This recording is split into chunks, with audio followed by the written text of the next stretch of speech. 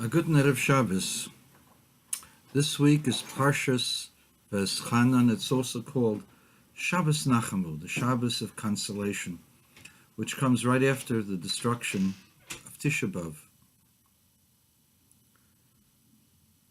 People read the Torah, they have the impression that Moshe Rabbeinu was a less than perfect person, and the proof that he was a less than perfect person is because the Torah criticizes him for hitting the rock. And as a result of that, he cannot lead the people to Israel. So he's not perfect, and they look for perfection elsewhere. The truth of the matter is that Moshe Rabbeinu was perfect.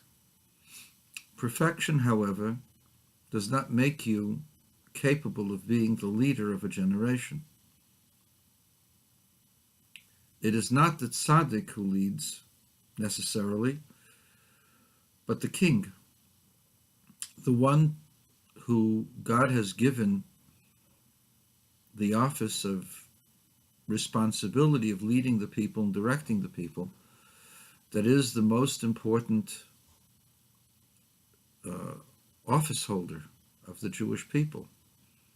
Were the kings the tzaddik? That usually was reserved for the Kohen Gadol, the high priest, or the prophets.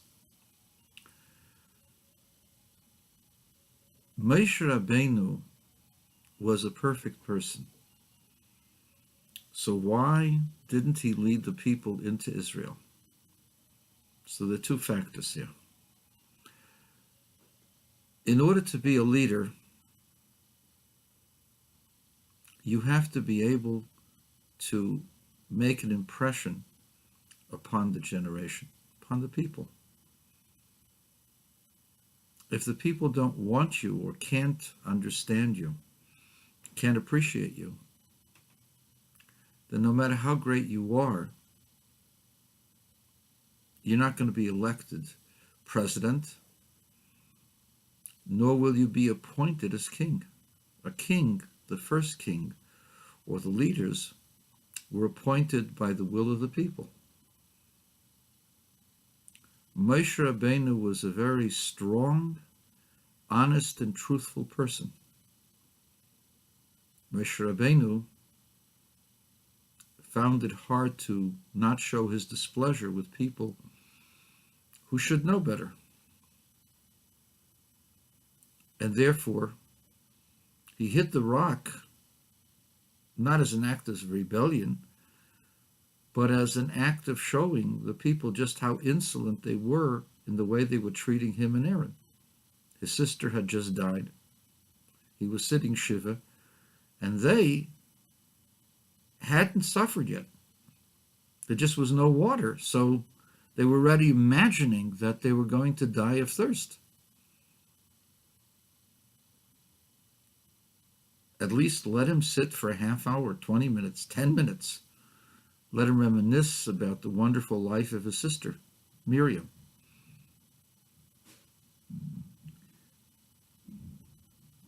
They knew that God would answer their prayers.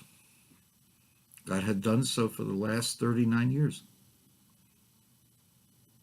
The fact that they were so demanding and insolent and wanted their cake immediately, they wanted him to get up and not mourn over his sister and worry about their needs.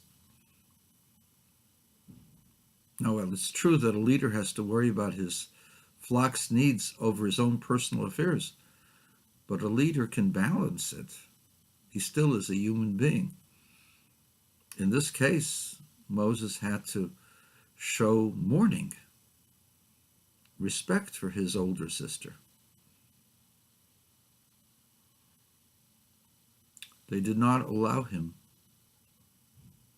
to mourn for her,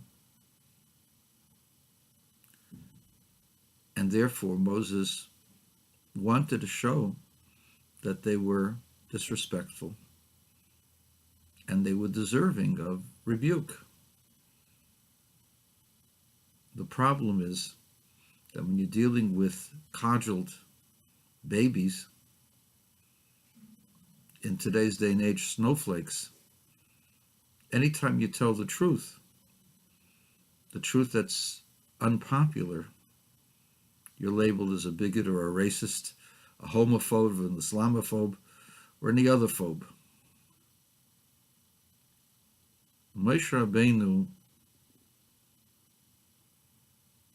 could not be the leader for the next generation because they were different from him. The people he grew up with believed in truth over style. The new generation was a generation that placed style over substance, something that Moshe Rabbeinu could not bring himself to do, because to him the truth was all important. So Moshe Rabbeinu did not get to the promised land, not because he was imperfect, but because we, the people, were not perfect. And he was not capable of being the leader for the next generation.